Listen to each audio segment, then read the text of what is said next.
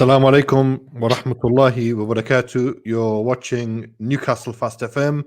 This is the Late Show with your host Abu Tayyib, and we have two co-hosts today. Two different co-hosts. Number one is Jamal, our regular, who's going to be with us every night. Wa alaikum salam. How you doing, Jamal? Alhamdulillah, bro. Alhamdulillah, really good.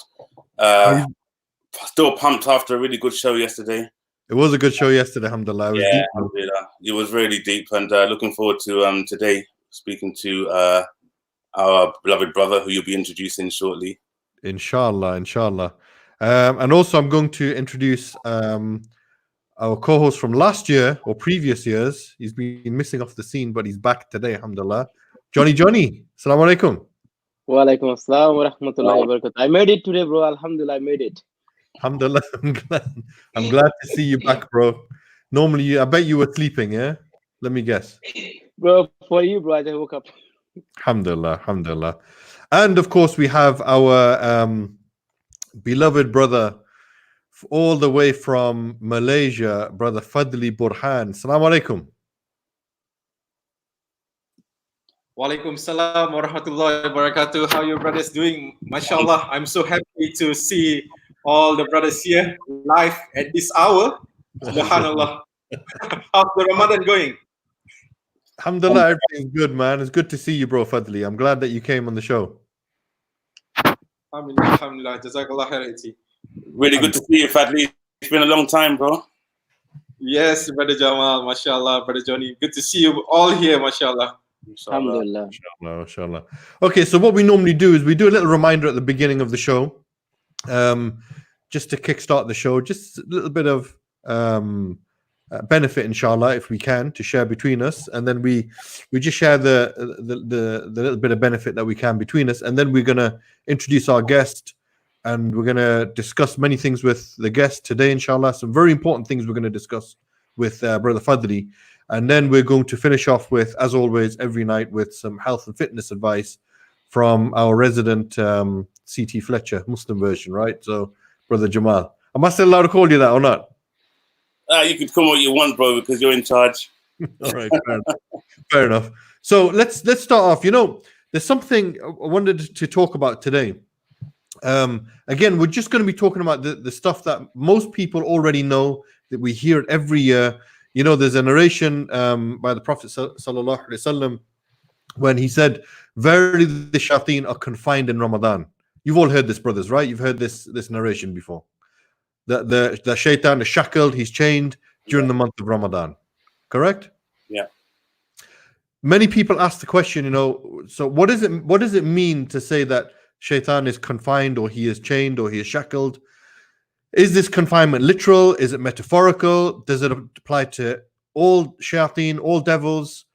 You know, what's the actual meaning of this hadith? So Shaykh Ibn Uthaymeen rahimahullah, he explains, when he was asked this question, he said that the Prophet ﷺ clarified this. Actually, he said that they do not get away with what they would usually get away with, as in prior to Ramadan, meaning that they are unable to misguide in the way that they would misguide normally previously. So shaitan are shackled, and one interpretation, the shaitan are shackled, where they can't get up to and do the whisperings and, you know, try to misguide humanity like they would outside of Ramadan. Okay, so they're not. The Shaykh Ibn Uthaymeen goes on to say they're not fully shackled in the sense that they are unable to do anything or tempt people, but rather they can tempt, but it's not like how they would tempt people outside of Ramadan. It's not the same intensity, if you like, or the same ability that they have outside of Ramadan and inside of Ramadan. And this is why the Prophet said, thus they do not get away with what they would normally get away with prior to Ramadan. But that's one perspective. The other perspective is Shaykh Ibn Uthaymeen and Shaykh Muqbil, both of them, rahimahumullah, they both explain this hadith by saying that actually it is just the strongest from amongst the shayateen that are shackled in this month. Not all shayateen.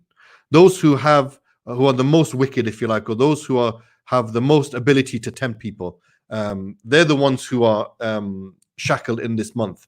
And that's why what we normally notice is that during this month, people do less sins, generally speaking. Yeah.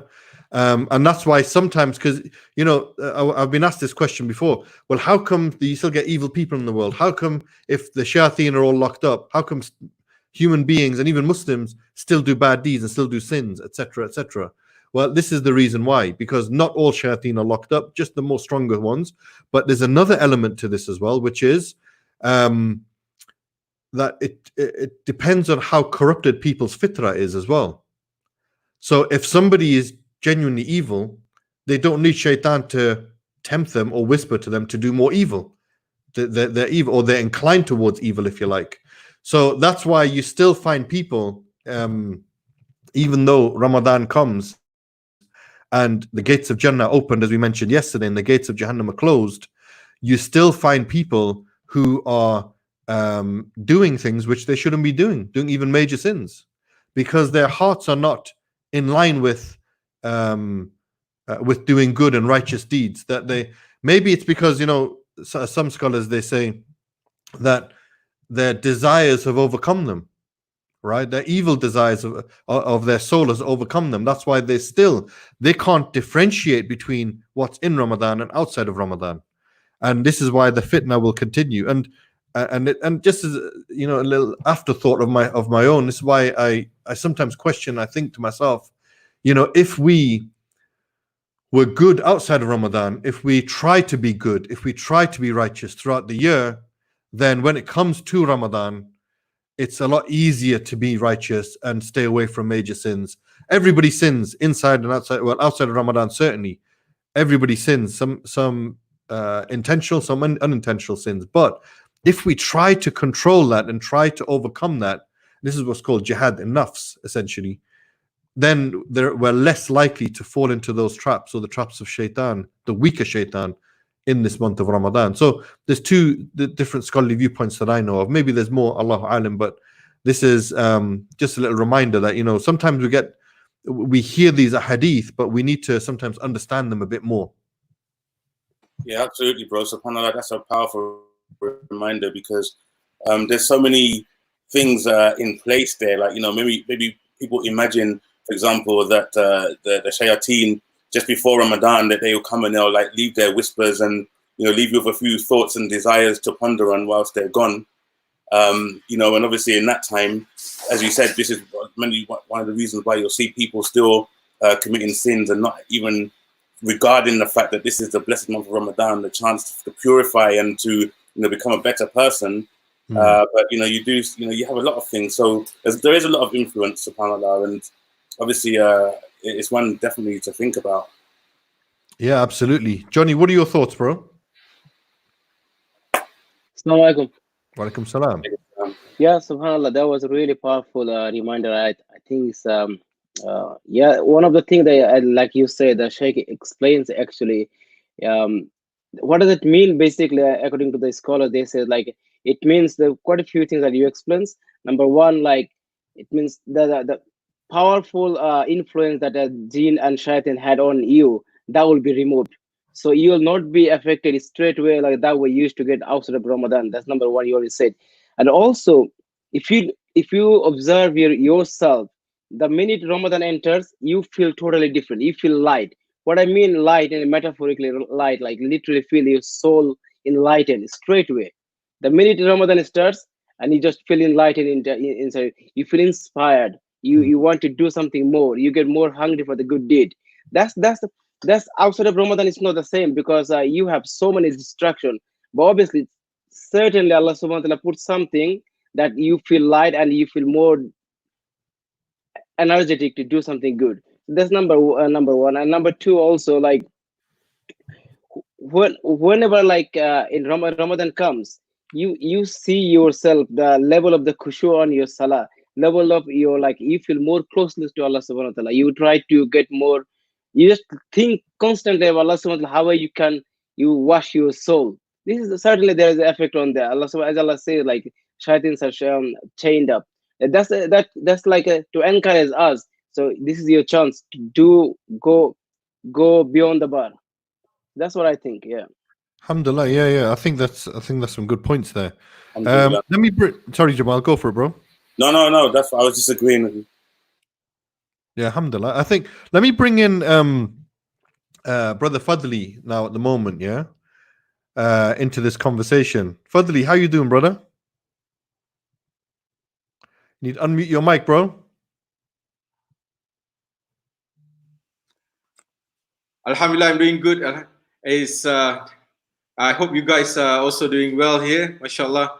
So, like what you asked just now in regards to Ramadan, I think that it's important in this blessed month that we continue to strive even harder, especially when we know that the rewards in these months are multiplied.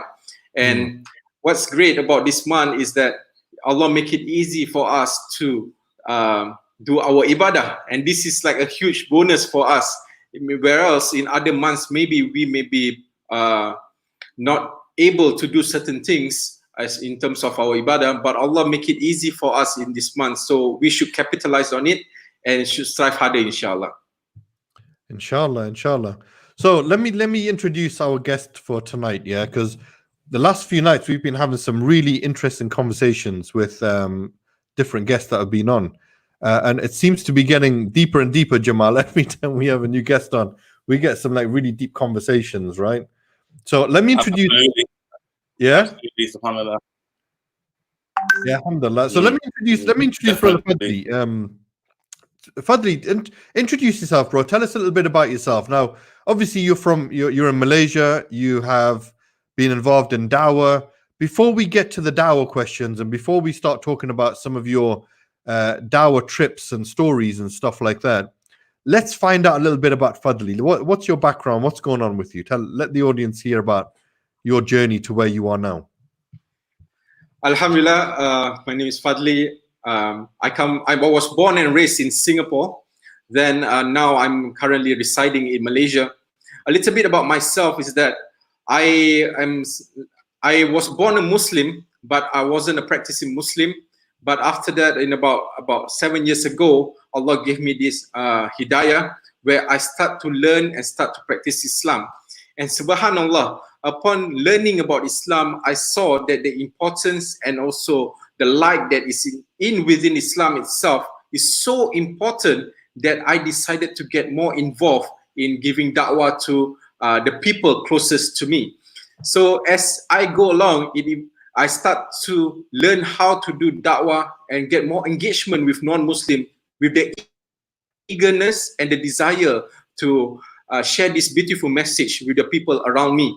And alhamdulillah, I found AIRA and I found some amazing da'wah organization all around the world where I start to learn more about conveying this beautiful message of Islam. And a little bit about myself, I should say that Allah has given me this opportunity to be part of this global da'wah projects where I get involved a lot in the frontline da'wah, I should say, where I work on the ground, where I do the organizing and also the planning for projects across this region. And a little bit about my background, I come from a logistics background, so planning and organizing is like so-called my forte, alhamdulillah. And after I come to Islam, I think that I should apply whatever skills that I have from my previous experience that I have into the da'wah and see how we can push the da'wah even further and into the next level. And I met a lot of good brothers, mashallah, along the journey. And subhanallah, the brothers have been giving me a lot of motivation to remain a Muslim. And I think, for me personally, I find that doing da'wah is something that keeps me going and keeps me practicing Islam. This is important because when we do da'wah, we start to, when we get engaged with people who are asking about our religion, if we don't get answers or we do not have the answers, we will look for the answers, right?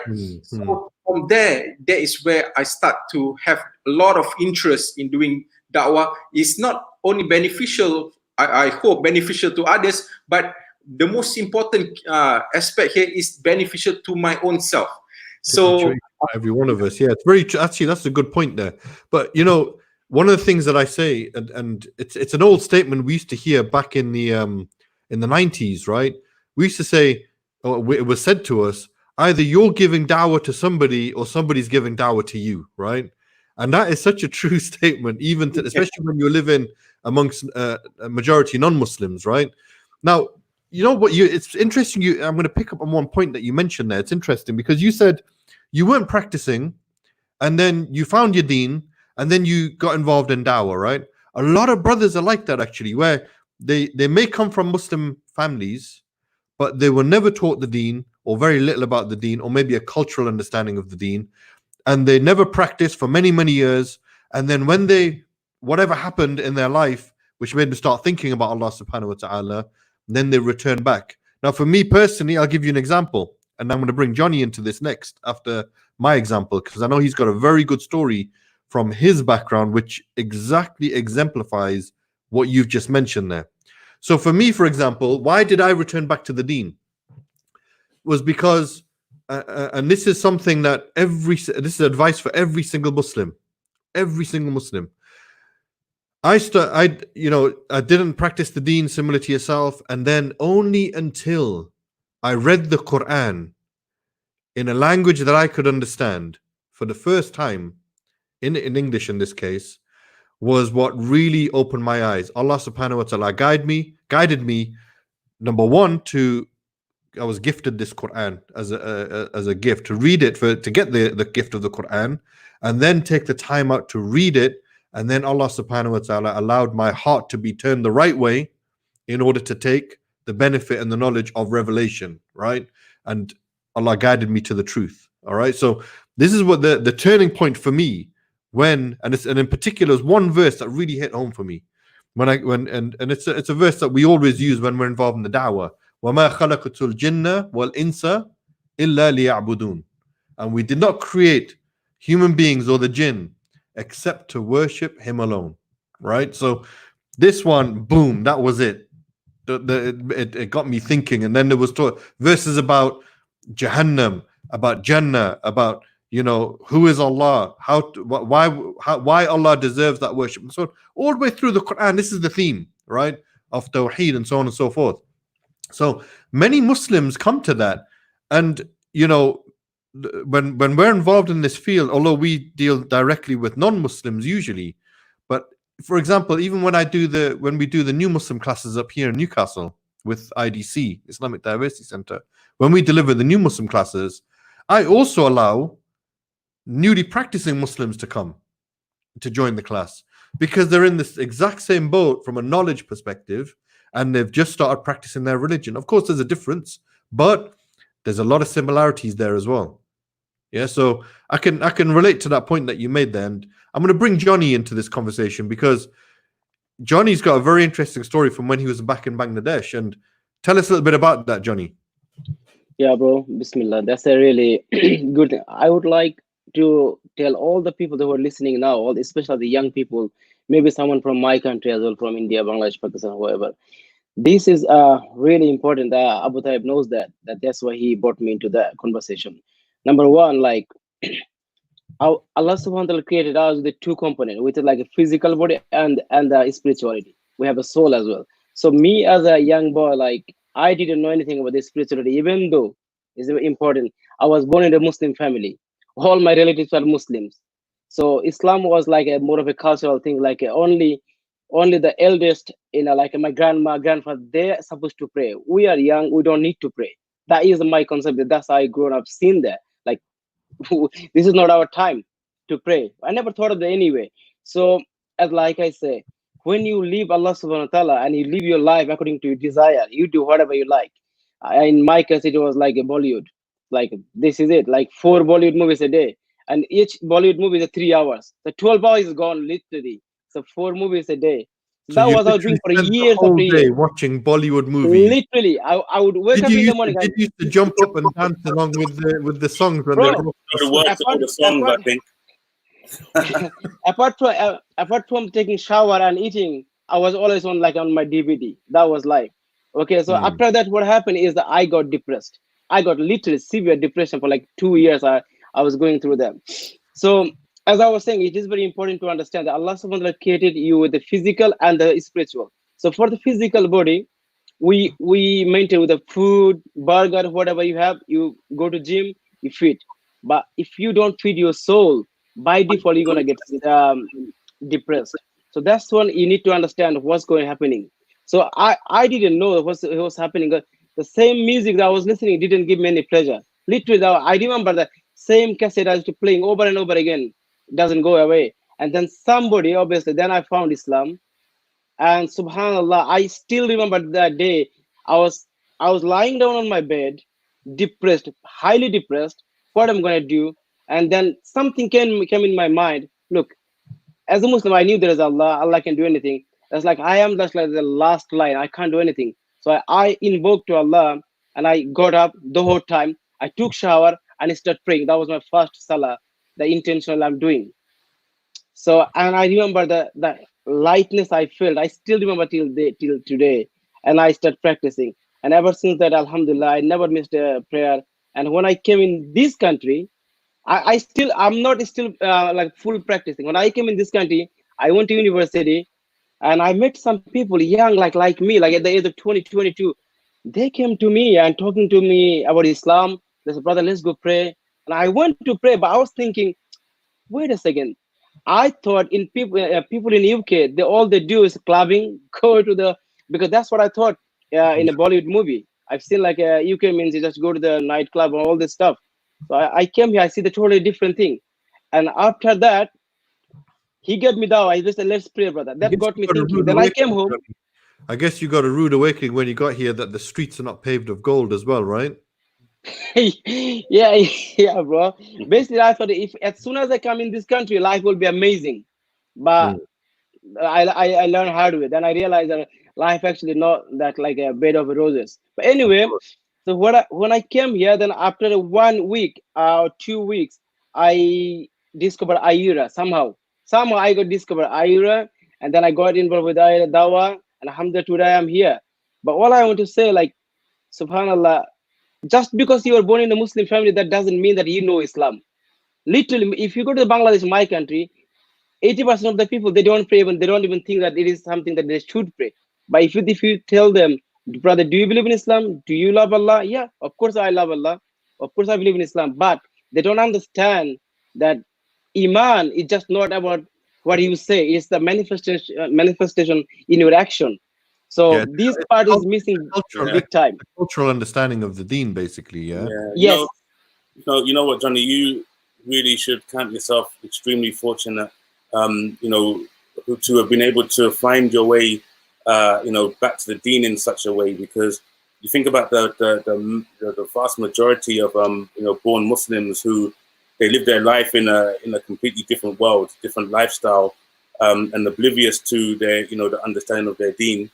But for you to find it, it's exactly the same as a revert who find the deen for the first time, and it's equally as mind blowing. And I think that's a shame that people don't get a chance to experience that. But you mentioned Ira, and obviously looking at Fadli's T-shirt as well. I was thinking for those who don't know what Ira is, and just looking at that T-shirt, Fadli, it looks very, it's bright, it's very vibrant and in your face. And there's many things that we're going to talk about as well. So I think maybe you should just tell us again, like just jumping back to yourself and, what you do and why you're wearing that T-shirt. MashaAllah. Jazakallah khair, Brother Jamal. Okay, coming back to the story before I go on to this bright T-shirt that I'm wearing right now. Yeah. One of, like what Brother AT was saying, Abu Taib, that there is this one particular verse that struck him, that made him come back to the deen. As for myself, I was struck by this one beautiful verse in the Quran where Allah subhanahu wa ta'ala says that Allah will not change the condition of a people until they change what is in themselves. So mashallah, this really struck my mind, and it completely changed the way I think. I was questioning myself. I asked to myself that why, if I do not change what I am practicing right now, which was my past activities, how can I change for good? So the change has to start from myself first before anything else. So subhanallah, that was one verse from Surah Ar-Ra'd chapter number 13, verse 11, that have really moved my heart. And that is where I became more inclined towards the deen. And alhamdulillah, you see right now we are, I couldn't imagine, subhanallah. I wasn't, like one of the example I could give, I couldn't, every time when I was giving a lecture in a mosque, I have never thought in my life that I will be the one sitting in front. Rather, I will be amongst the audience or never part of the audience, to be honest. So when that happens, I sometimes question, subhanallah, Allah has better plans and the change has to start from ourselves first. Absolutely. So coming on to this t-shirt I'm wearing. Before you go on to that, Fadli, I just want to make one extra point there, right? Which is similar to, and I'm sure that both you and Johnny can appreciate this, right? One of the reasons why, when, especially those who are born into Muslim families, why we get involved in dawah and from non-practicing to practicing is because we have such an, we don't even know why Allah subhanahu wa ta'ala guided us back, right? We don't even know, you know, we're so grateful for the ni'mah that Allah subhanahu wa ta'ala gave us that we don't want to just keep it all to ourselves and think, okay, we're safe now, that's the end of that. No, and I'm assuming this is the reason why you both got involved in dawah as well, is because Allah privileged us with having the background of Islam, even if we weren't practicing it, but then coming to practice it, and especially following the sunnah after that, we want to spread it, we want to share it, we want to share that joy and give that goodness that Allah subhanahu wa ta'ala gave us. We want to give, be a part of that to allow others to have that feeling and be a part of this journey, basically. Yeah, absolutely, bro. I would agree with you, because when, as if like when you start practicing from non-practicing, as if like you didn't have an eyesight, you all of a sudden you got the vision, you have the eyesight. It's an amazing feeling that cannot put into words. And I remember my early days when I used to, Jamal Bhai can testify that, because he knew me from the beginning of there. Just me from going from East London to West London to IRA office early in the morning and meet with the brothers, I would long for that time to spend time with the brothers. And this is just amazing feeling. And it's unmatched. And the excitement that you get, that you want to share, the feeling that you, because you know, when Muslims, alhamdulillah, even the Quran says, if you know one ayah, you must tell people. That's one of obligation that we have. And also the internal feeling that you have, the nature of the human being, when they have a good things, they naturally like to share. So Islam is an amazing thing. When you find Allah subhanahu wa ta'ala in your heart, you just want to share with the people. This is an amazing thing. Johnny, you know that this show, we need a show all about you, Johnny, because I'm telling you, you know, like one thing I never forget is, Johnny, you know, you were experiencing some hardship at one point where you were not around the brothers and around the dawah, and you were uncertain about your future at that time, and you know, you making dua that, you know, rather than just to sort of just be taken out of that situation and so you can go and be somewhere else, you know, you may dua that you can be back with the brothers and the dawah. So, you know, that is a story all unto itself. Jamal, you have to remember, Johnny had his own show a few years ago called the Johnny Show. Really? That's where the name comes from, bro. I just would like to say with Jamal by what he said, as all of you know, that I was away from the brother for 6 months in life. My life was upside down that time. I kid you not, I couldn't sleep at night time, because people normally don't sleep over there. So all night, there's one dua I used to make, guys. Allah is my witness. Allah, I beg you, don't humiliate me and don't separate me from my brothers. That was my dua all the time. And Allah is my witness. Every single day, thousands, more than 1,000 times. Allah, don't humiliate me and don't separate me from my brothers. Keep me close with my brothers. And Allah just answered my dua. Alhamdulillah. Yeah. Brother Fadli, we got a question for you here, yeah? You know, when you came to the UK last time, you came to partake in the New Muslim Retreat and the training for the New Muslim Retreat. And part of the condition was that you would go back and you would start implementing it in some of the countries that you work in. So the sister Jasmine has asked the question, Brother Fadli, have you been able to hold a revert retreat in Asia Pacific since joining us at the pre-retreat training and observing the retreat last summer for new Muslims? If so, please tell us about it. Walaikum salam, Sister Jasmine. Jazakallah khair for the question. Mashallah, I have a lot to share actually about the recent new Muslim retreat that we held in one of the remote villages in the southern of Philippines. So, subhanallah, unlike in the UK, of course, we have the facilities like we have hotels, we have a proper seminar room where we have a proper sitting arrangement for the participants and all. But what we did was we took this new Muslim retreat to an outdoor venue. So when we say outdoor here, we don't have any of these facilities. Basically, it's just a remote village up in the mountains in Mindanao. So we brought the materials like the printer, the what do you call it, the projector, our laptops, the food and everything, and we brought it to the venue, which is just a simple mess hall where, alhamdulillah, by the permission of Allah, over about 300 people came. So these 300 people, they are all new Muslims, yeah. So they do not know what to expect, to be honest, and they are all like I should say, most of them are farmers, and so what we did was we organized together with our local team there, IRA Philippines, and also a group of volunteers, just like what we had in the UK. We brought everyone from there to the venue every day. So imagine we were all the closest hotel that we could find. Nearest to the hotel is about 1 hour drive away. So can you imagine every day at about 6 a.m. right after Fajr, they have to be ready down at the lobby, get on the van and travel 1 hour just to reach the village. And the road is not like a normal road, yeah. It's a winding road. Then you have to go through mud roads, dirt roads. And after we will have our lunch there, we will have all our food there together with the participant. And after the program ends, we have to travel 1 hour again by the van, using the van back to the hotel. So that goes on for 6 days consecutively. SubhanAllah. A 6-day retreat, yeah, for more than 300 new Muslims in a remote village in Philippines. And you're teaching them the salah, you're teaching them the basics of aqidah, you're teaching them the deen, and more importantly, which comes with it, naturally, is the brotherhood, the sisterhood, and the feeling of being a Muslim, right?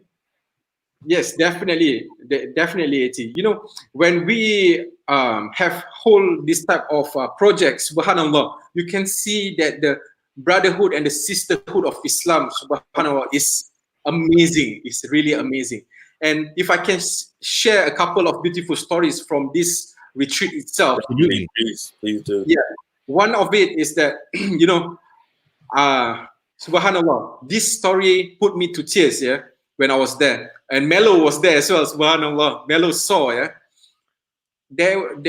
We have this outreach specialist called Hamza Tiongsun.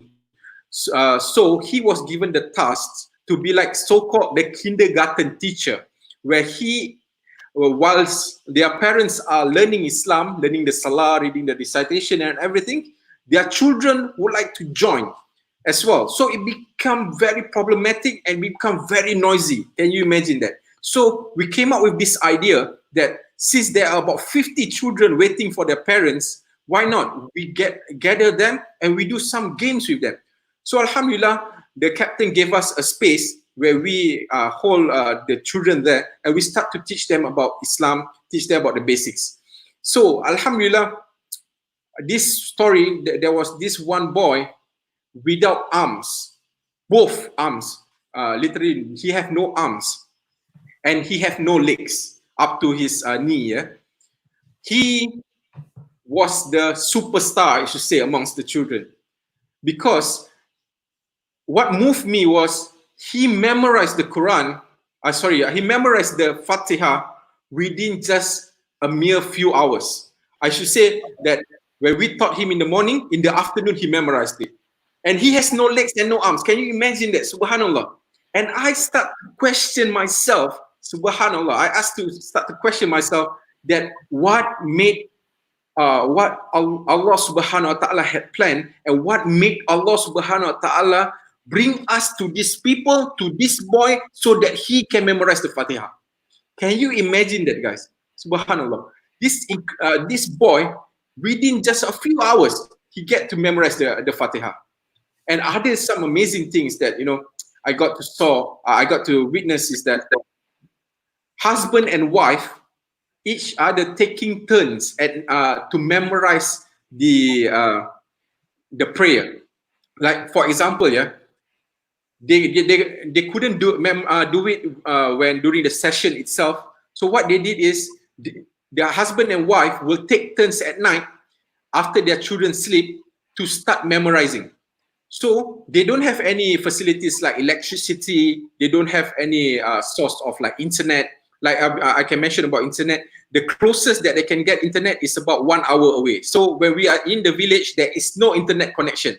So like I said just now, the father and mother, the parents will take turns to memorize the Fatiha using candlelight. Can you imagine? Using candlelight. You know, it's interesting about Philippines because, from my understanding, Philippines has a long history of Islam anyway in its history, right? And it's I think it was the 16th century. I'm not sure. I can't remember the exact date, but the Muslims were there, and they were the ones who also defended the Philippines against the colonizers who were coming to try and occupy Philippines at that time as well. They were on the front line defending Philippines. You're absolutely correct, Aichi. Subhanallah. Philippines have a recorded history where they were once a Islamic kingdom. And in fact, how Islam came to Philippines back then was through the Bruneian. If you heard Brunei, if you heard Malaysia, Indonesia, they were the ones who traveled to the islands in Philippines, and they were the ones who have brought Islam to the people. And like you say, is correct, subhanallah, those people who defended from the Spaniard colonization were actually Muslims. And in fact, one of the most interesting facts that many Filipinos do not know, the police in the National Police of Philippines, they have this emblem that they put on, they have on their uniform. And in that emblem, there is this warrior, is so-called, to them is their local warrior. His name is Lapu-Lapu. And this Lapu-Lapu, in fact, he is a Muslim. Subhanallah. He was the one who fought off the Spaniards during their invasion back in the 15th century. And he's a national hero there. Yes, and he's a national hero. And you see all the policemen, they will have this emblem, subhanallah. So do you use that as part of your dawah when you're out in the Philippines? Yes. Do you mention about this Lapu-Lapu and give them a background of the history of Philippines? Yes. How we do our da'wah basically in the Philippines, we try to relate to their origins or their ancestral background, which, in their textbook, they do learn in their schools, but the religion of these figures were not mentioned. So when they come to know, they are actually surprised. In fact, for the general information here is that I should say that many of the Filipinos that we see today, they may have ancestral ties to a Muslim great-great-great-great-grandfather or great-great-great-great-grandmother. Yes. Because what happened was that when the invasion happened, then they were forced into accepting another religion. There's another point that I think, it's one thing I'm always amazed by Filipinos, right? Is I remember when I was living in Riyadh, and we were given dawah to the Filipino Christians that were there, and the Catholics in particular. And they were working there as nurses, and there's quite a big Filipino population in Saudi who work there. And one thing I noticed was, maybe, Allahu Alam, maybe their fitrah is uncorrupted, but when you give them the dawah of Tawheed, they're very much inclined to it. They come to Islam very, very easily. I noticed they're the easiest people to deal with, to work with, to talk to relate to. And when you give them dawah, they're the people that I found who are the most easiest to accept the message of Tawheed. That's what I found. And that's why we would do a session, for example, of 50 people in a room. And literally at the end of the session, we were giving them teaching about Tawheed and what is Islam and who is Allah, etc. And the whole room, if not the whole room, would accept Islam, they would take their shahada there and then. After like what, 45 minutes of talking to them, right? And it was amazing. And this is the beautiful thing about Filipinos. And you're absolutely right. This is one thing that I noticed was I didn't even have to mention anything about their ancestors or their history of Islam in Philippines. It was just the basic message of Tawheed that they willingly accepted. And then you can relate it back to their history as well, that they may have some Muslims in their ancestry. Yeah, that's right, Iti. If I can add something to what you have just mentioned, yeah, I have experienced this one occasion where I was traveling on a Dawah project with one of his brothers called Sabar Abdul Jalil. He's one of the, mashallah, he was one of the pastors that do evangelical missions for the Christianity. Then when he found Islam, he became a preacher for Islam and became one of the top da'i in Philippines. So this methodology of explaining from their roots of how they were Muslims then becoming Christians was very strong and very effective. And we went to this island called Panay, and this was a mind blower for me, where I get to witness him. There is a request from a pastor. You imagine a local pastor inviting our da'i to speak in the church. So what Brother Sabar here did was he have a project presentation explaining about details of how they were Muslims and became Christians. And he have all the names like the 10 datus. The 10 datus are the 10 leaders who came from the Malay Peninsula or the Islamic Peninsula at that point. So he explained these details, and imagine the Shahada happened, about 120 people in the church accepted Islam. SubhanAllah, that's amazing. SubhanAllah. This is from Allah, yeah. But through this explanation, I find that Filipinos are very receptive. They are beautiful people, and they are willing to listen. Subhanallah. So, Fadli, you've done a lot of traveling around Philippines, right? As on some of the missions from IERA. Now, tell us a little bit about the types of people that you've met in some of the remote villages. There's one video out at the moment actually talking about a crocodile or something, an alligator, Lolo or something like this. And you've met some people in the remotest of villages. What was that like? And what was their connection with Islam after you spoke to them? Jazakallah khair, Brother Jamal. That's a good question that you asked. Of course, putting the bridge issue aside, subhanallah, I the famous bridge. Say that Allah make the famous bridge, yeah. Okay, so for me, subhanallah, Allah allowed me, Allah gave me this opportunity to be part of several da'wah projects across the world. And obviously, when we are in this type of projects, entering into remote villages, we get to witness what we can't witness living in a metropolitan city. Yeah? So, like you mentioned in that video about the trip to Bislik, it was one of the amazing experience that I had. But before I come to explaining what actually happened on the ground and how was the reactions of the people, I'd just like to share that, sometimes people see that, oh, subhanallah, a group of people going to da'wah and they did amazing stuff. But what they didn't know, the process behind it and how it actually happened. Do you know that the video that you watched, that in Bislik, the crocodile, the organizers who were supposed to organize everything on the ground for us withdraw from the project right at the last moment. One day before. He withdrew the project. He said that he couldn't get involved. He got other urgent matters. So can you imagine, we do not have any form of formal arrangement, but alhamdulillah, with the permission of Allah subhanahu wa ta'ala, Allah helped us, Allah assisted us, we were tested from time to time, and it eventually happened. And subhanallah, when we went there, it was actually the request from their village captain. Over there, they call him as Kagawat, yeah, from the village captain. So he said that, guys, can you please tell us more about Islam? And these people, they are living on patches of small lands, meaning to say that to access to their house is only by a small boat. And they may have like one small, a bigger piece of land where they may have about five, most is about 5 houses. And after I broke the bridge, after the bridge got broken, they are now disconnected from each other. so yeah, amazing.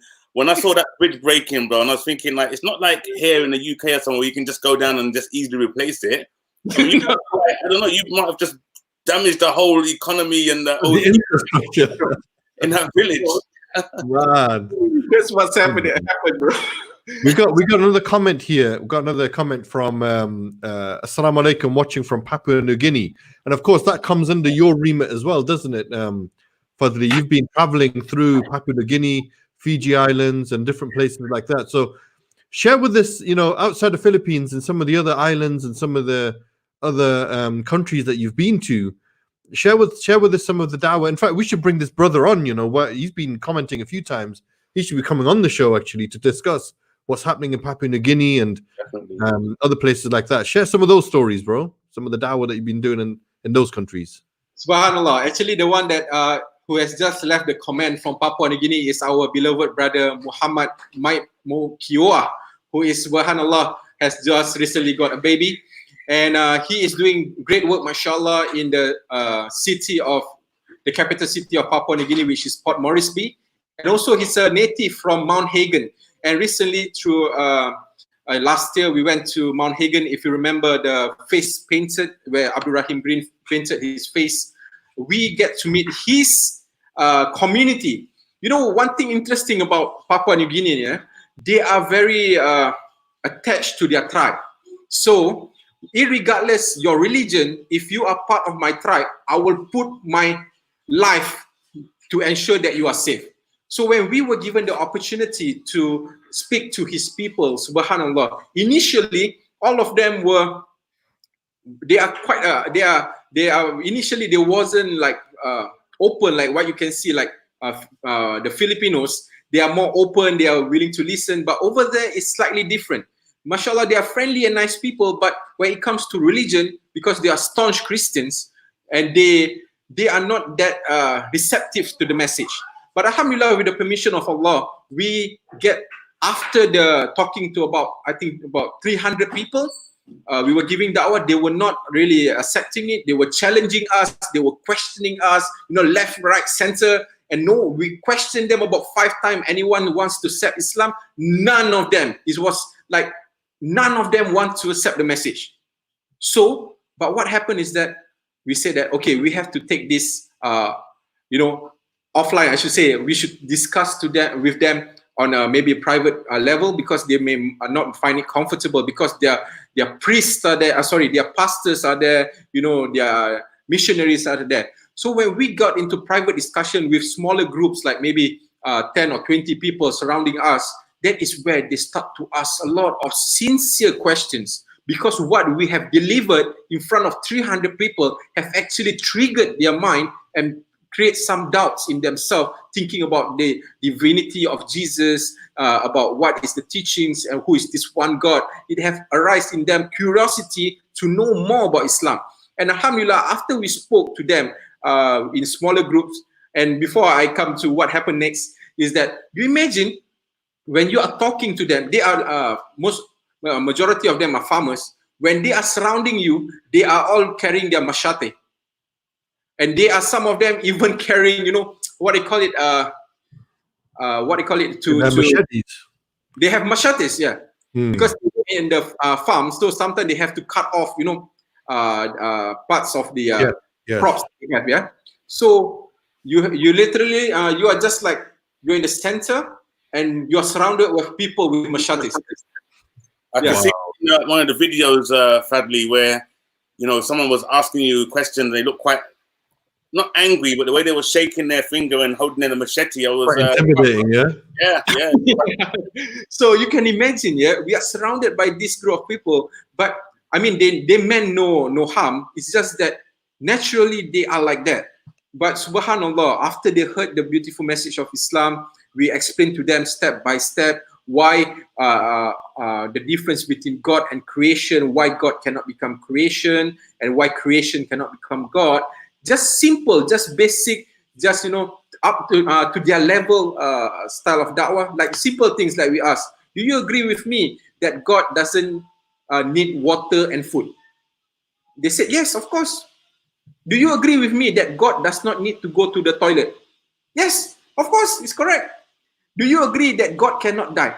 Yes, of course. These basic things, yeah, we explain to them, and Alhamdulillah, Allah gave them hidayah, and there was a small group that accepted Islam. Alhamdulillah. Beautiful. Alhamdulillah. I know Papua New Guinea is interesting because it's got a very long history, and I remember one of our uncles here from Newcastle, Uncle Afzal.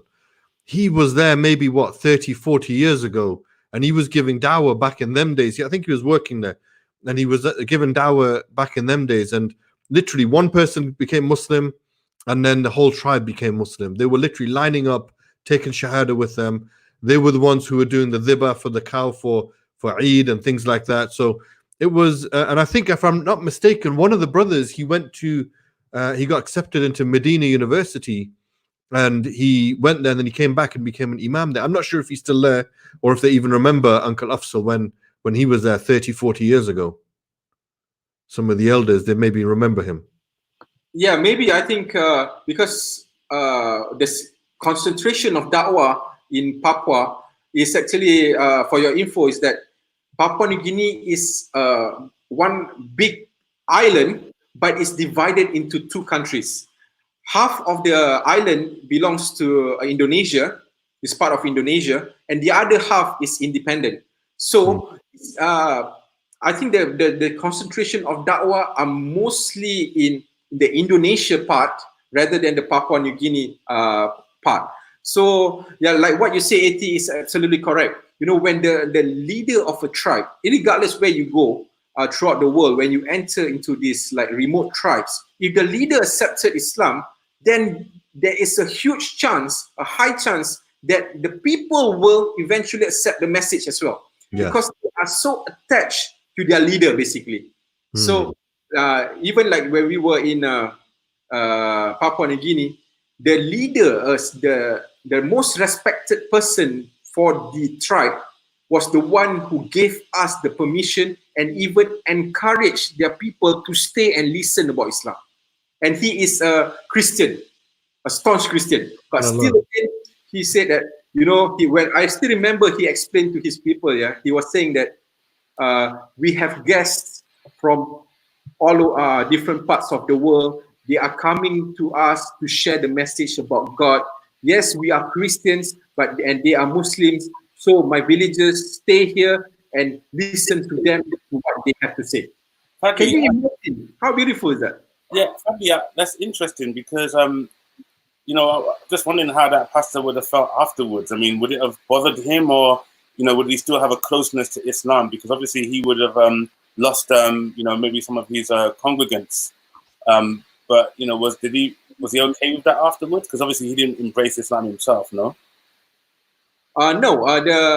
In the case that we went to this remote village in Mount Hagen, the captain himself did not accept Islam, but there is another captain who is the head of he's the head, or the I should say the leader for the tribe in the city area. He accepted Islam and he did wudu and he joined us for salah. But what is interesting that I can mention here with all of you is that this captain, there are a small community of new Muslims in Mount Hagen, which is led by Brother Tariq. This Brother Tariq, subhanAllah, he got Islam about, I think, 25 years ago. And you will not believe it, that the people who did da'wah to him was the Ahmadis. Subhanallah. So all along, he thought that was the truth. So when he got the chance to travel to Malaysia, that is where he found the truth of Islam. And when he went back, he was so excited, he started calling his people to Islam. And there is one, subhanAllah, I have to share these stories, guys. I have to share this. It's just like, can you imagine in this like modern age, in the 20th century, you still hear people that get stoned just because they preach Islam. SubhanAllah. Wow. Allahu Akbar. He had to went through that trial. Yeah, when the issue happened, there was some criticism in the States where information on the news came to Papua New Guinea about Muslims. He was preaching in the market, in Mount Hagen City Market. The people were stoning him Wow. until the police had to intervene to save him and take him out from the chaos. Can you imagine that, guys? Subhanallah, this brother Tariq. That is But- amazing. That's amazing. Allahu A Akbar. real soldier. That's the soldier right there. You know, there's a couple of comments I'm gonna just quickly read out. One from a couple from Brother Cherno Mikhail Jallo. He's watching from Italy. He's saying Right. after accepting Islam, he's very free. No smoking, no drinking. Islam is safe for me. He says. He also says my pastor too now in USA has converted. Alhamdulillah. So. Allahu Akbar. And he's been inspired, Brother Fadli, by you, by what you were mentioning. He said he wants to join that. One day he will join Dawah as well, inshallah, right? Yes, we make dua. May Allah make it easy for him to be part of this. Ameen. beautiful- There's another comment here by Brother Wahab. Assalamu alaikum, our sheikhs. We're not sheikhs, brother. We're just your brothers in Islam, yeah? Abu Tayyib, Jamal Richards, Johnny Burhan, Fadli Burhan. May Allah Rabbil Alameen unite us all one day in Jannat al-Firdaus. Ya Rabbi from Uganda. Ameen. Ameen, ameen. Ameen. Likewise, brother. Beautiful Likewise. dua, brother. Beautiful, beautiful. Sister Jasmine has also mentioned, Brother Fadli, you should collate all these beautiful stories in a book. That's actually a very good idea, you know. Or documentary. Well, make the book and then we can make a documentary from Yeah. it. Agreed. Brother Omar, Scotland, Badi is saying, Assalamu alaikum, brother. Walaikum salam. Johnny boy, he's talking to you, bro. Wa alaikum assalam wa rahmatullahi wa barakatuh. By the way, Scotland is coming on the show as well, inshallah, in a couple of weeks. Barry Inshallah. Adlandi, Jazakallah khair wa iyak, my dear brother. So yeah, so good, alhamdulillah. You know, tell us a little bit about the Fiji Islands, bro, because that's interesting. Obviously Fiji Islands has a link with colonialism, the British Empire. Many Indians were transported over there, people of Indian descent, as sort of slaves, I guess you could call them, or indentured laborers who were dropped off there basically from India, and they've been there ever since. There's a strong Indian community, if I'm not mistaken, in Fiji Islands. Yes, Brother Eti, you're absolutely correct. You know, in Fiji, you'll be surprised to see a lot of Hindu temples, especially in the city areas. And when you go deeper into the villages as well, you can see Hindu temples there. In fact, I think they make up about 20 to 30% Indians in Fiji. So that is where Many they of them are Muslim as well, though, right? Sorry? Many of them are Muslim as well, though. Muslims, not really, just a small percentage. They are under the Fiji Muslim League, but majority of the Indians there are non-Muslims, or I should say they are Hindus. Got it. So I just would like to share with you about Fiji, since you asked about it. You know, I remember when I was with Isa and Salahuddin, we had this ride with one of the Fiji brothers. So he was telling us, before the Britishers came to colonize Fiji, their ancestors were worshipping only one God. Subhanallah. There was no image, there was no statue, there was no sculpture. They said that they prayed, when they prayed to God, they will fall on their face. Subhanallah. And only when the Britishers came, then God became 3 in 1. Subhanallah. Me, Isa and Salahuddin, we were thinking, we were asking each other, it could be that the message of Islam may have reached them way back long ago, because where Allah subhanahu wa ta'ala says that, we have sent messengers to every nation and tribe. So, and not only that, you have to remember that the Muslims were travelers. Muslims were the ones who were cartologists. They made maps. They traveled all over the world. They were not only just for spreading the message of Islam, but for business, for just traveling and exploring. And many of the explorers were actually Muslim in the early days. Yes, you're right, Eti. You know the Fiji people, yes, subhanallah, they have this they have a very beautiful trademark, I should say. They have their own way of greeting. Maybe I can share with you guys. Yeah, they like to say this, like whenever you meet someone, you will say like "Bula" with a smile. That is the way they greet, like our Assalamualaikum, right? Theirs is like "Bula" with a smile. Yeah, so that is the Fiji way of greeting. Yeah, so they are mashallah beautiful. They are very friendly people. And if I can share one story that really that can inspire all of us, inshallah, is that one of the villages that we went to only recently, earlier this year, me, Isa, and Melo, we went there. Of course, we have our brother Zohaib, who is our outreach specialist there in Fiji, who works full time with us. He brought us to this village where he said that, you know, the captain has become a Muslim. So he gathered all his people to listen about Islam. And subhanallah, this captain himself showed a good example to his people. He took the wudu and he prayed with us. And his people are watching, yeah? So after that, when they come and they learn about Islam, Allah give them hidayah, alhamdulillah. Not all accepted Islam, but from amongst them, some of them accepted Islam. And you know, there is, adding on to that story, not every time that we go to villages, we are accepted, yeah? Just like how the previous people were doing da'wah, yeah?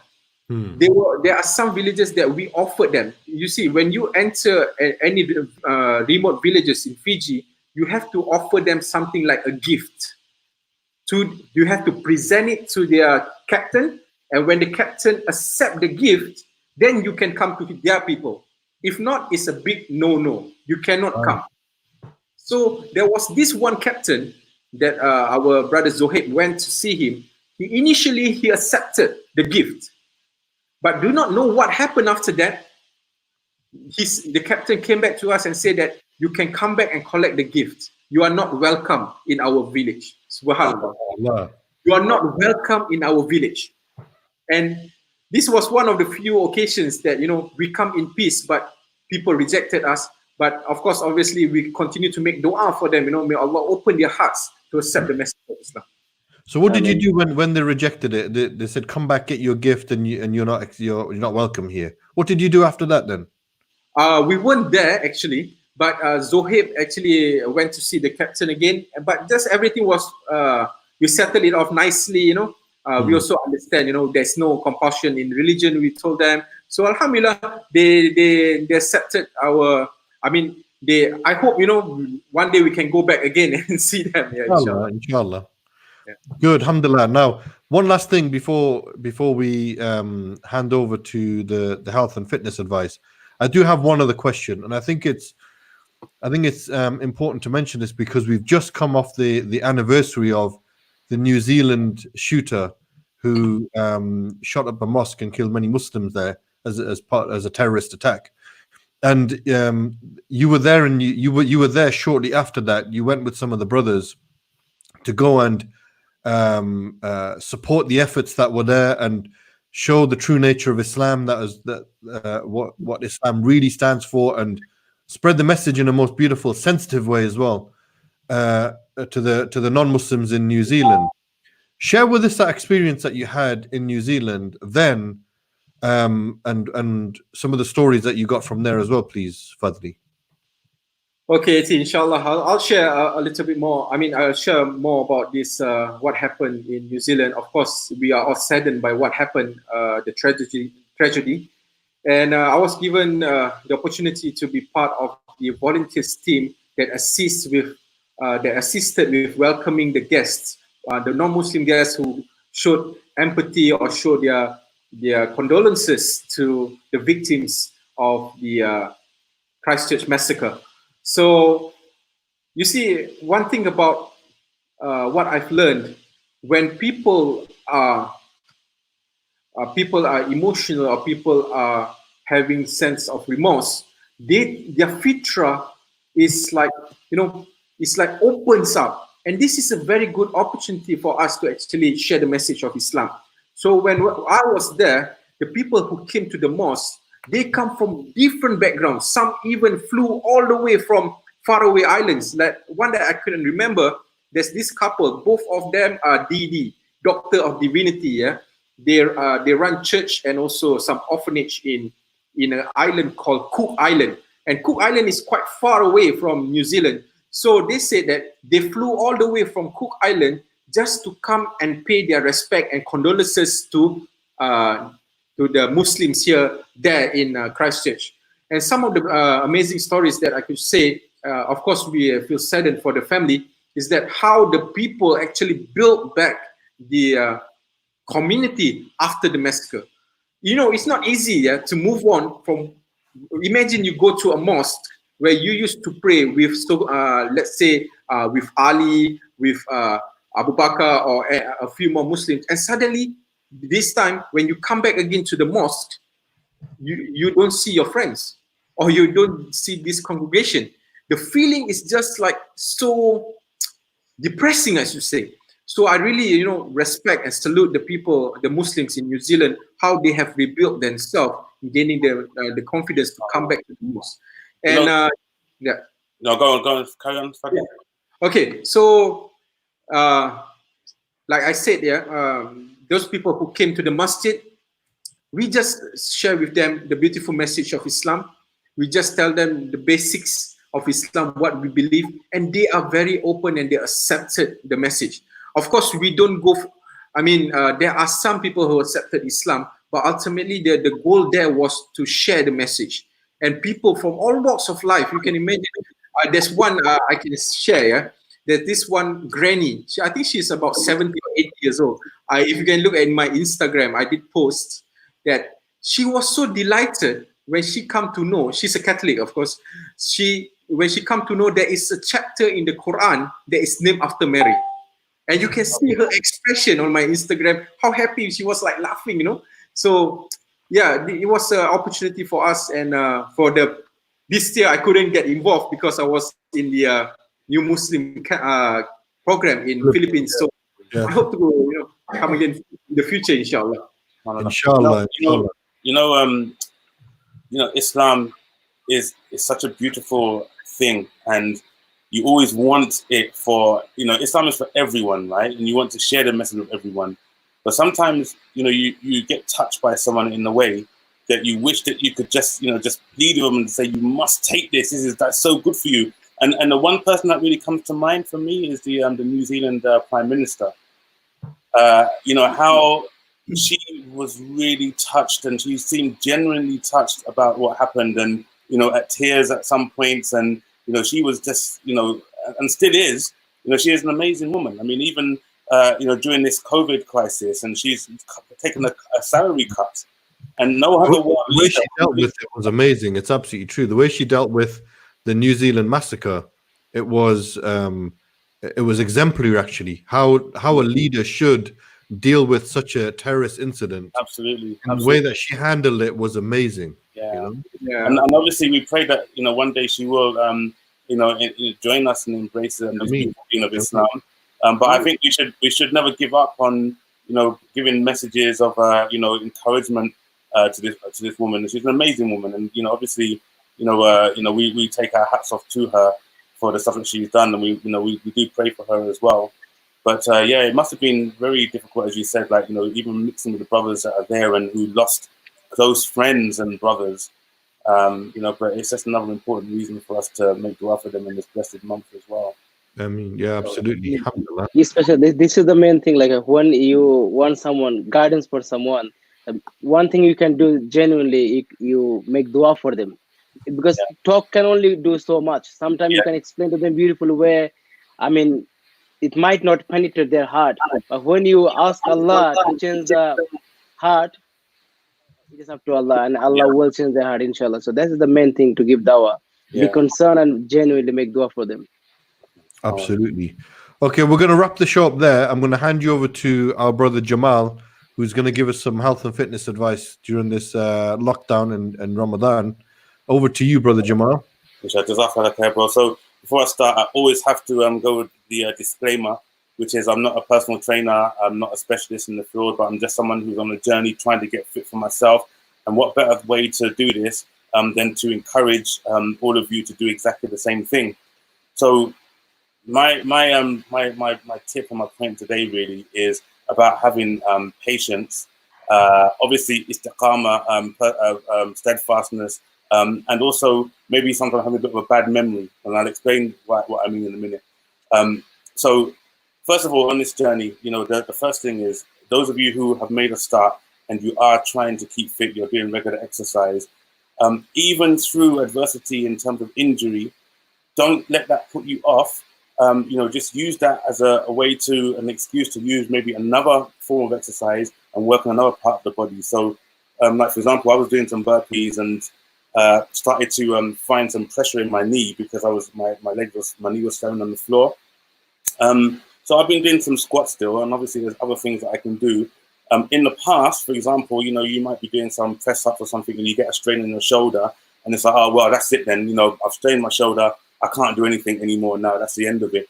But that shouldn't be the way. The way should be, there's always other parts of the body you can work on. So never, ever stop. So what am I talking about with patience? Okay, so those of you who are making a start, you know that the first thing you do is you might have done your very first exercise for the first time in many, many years. And maybe you've done something like 5 press-ups or you've done something very minuscule because it's a start, isn't it? And the first thing you do is you look in the mirror. And you look in the mirror and you start looking for improvements or what's happened since I've done that. People do that generally. You see it in the gym all the time. Someone like curled a few weights and then they go straight to the mirror and they have a look and see what's happening, what's what. But don't expect to see things, don't get, you know, straight away. You must have patience and consider it like planting a seed, like literally planting something for the first time. And, you know, when you plant a seed, normally the first few days you keep going back to see if that plant is, if that seed is starting to blossom, to shoot. And you know that it's not. So eventually what you do is you're still watering it. This is the key thing. You are still watering that plant, but you know nothing's happening. So, but every day you go back, you water a little bit more. And then after a while, you start to see a shoot. And when you see that shoot, now that's it. Now you start to really encourage that plant. Like maybe some people, they even start talking to plants. I don't talk to plants, but some people do, right? Now they start to give it more things like plant food and all that kind of stuff. This is exactly the same thing for us when we're working on ourselves. So this is what I'm saying. When I said about a bit of forgetfulness, is that you just forget about it. You do your routine, you do your exercise daily, whatever it is. Create a routine, create a pattern, and stick to it. And as AT enjoyed hearing it yesterday, is after a while you'll start to feel the change. And when you start to feel the change, you'll start to see the change. And when you see the change, then you become the change. So whatever you do, don't give up. Just keep going, keep going, keep going. And inshallah, whether you're a brother or whether you're a sister, there's something that you can do, as a program you could do, stick to it. And inshallah, give us some messages back here, encourage us as well, so we can do some more as well. And that's the message for today. Brilliant message, bro. Brilliant I hope message. I understood that. Alhamdulillah. Alhamdulillah. On that note, brother, we're going to wrap it up there. Jazakumullah khair, guys, for coming on the show. Fadli, as always, bro, a pleasure to see you again. I look forward to seeing you in the flesh again, my dear brother, sometime soon, inshallah. Barakallahu fikum, guys. Thank you for having me and giving me this opportunity. I hope to see you guys soon. Inshallah, Fadli. Looking forward to it, bro.